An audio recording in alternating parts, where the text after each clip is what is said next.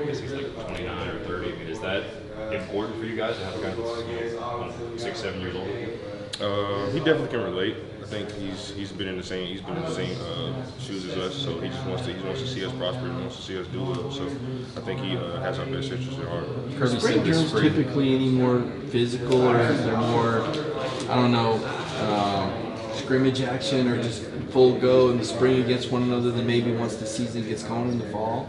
I feel like spring's more slowed down because we have every other day type practices, and fall is so rapid. Coach was talking about it yesterday. He was like, you guys aren't picking it up. He said you got to get in there, get extra film, get extra work, get extra time with your coaches, because when fall comes around, it ain't gonna be every other day. It's every day rapid, back to back. So you just got to pick up on it now. So when fall time comes, it's easier for you. How's it going having co-defensive coordinators? Like, how does that play out? As opposed to Coach Landing being the one clear voice, and they have a couple voices. No different. Just all our coaches, they do a great job of preparing us, doing a great job of giving us knowledge and information.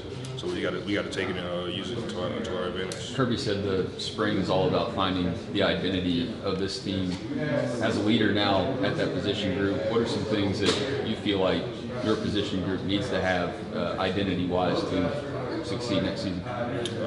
Nothing outstanding. Just stay true to ourselves. Stay true to who we are as a defensive line and who we are as a defensive unit.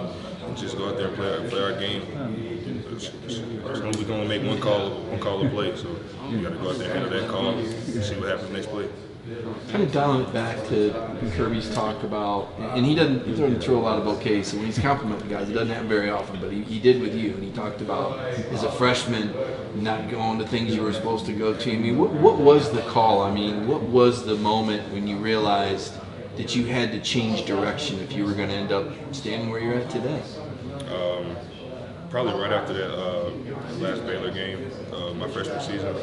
Just seeing those guys, seeing the older guys leaving, the ones that were here my freshman year, I was just seeing how Jordan stepped up, Devontae stepped up, those guys. And so I seen it like, I was like, I got to do it for myself. I got to want better for myself. I want to leave an impact on this team and on this university. So I had to step up in different aspects of my game. So how productive can you be with all those, maybe first or second round guys leaving to step in and help Georgia kind of be as effective? It's very wide open. It's not just me. There's different guys on this team. I can't always put that pressure on myself. It's a team effort. We all got to do it as one.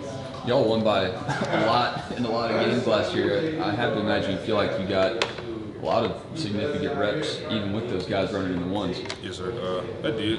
It was. I learned a lot from last year. Just playing with those guys, seeing their leadership beside me. I can just look over and know that I got a guy that I can trust and I can believe in. So it just helped me do the same for my game.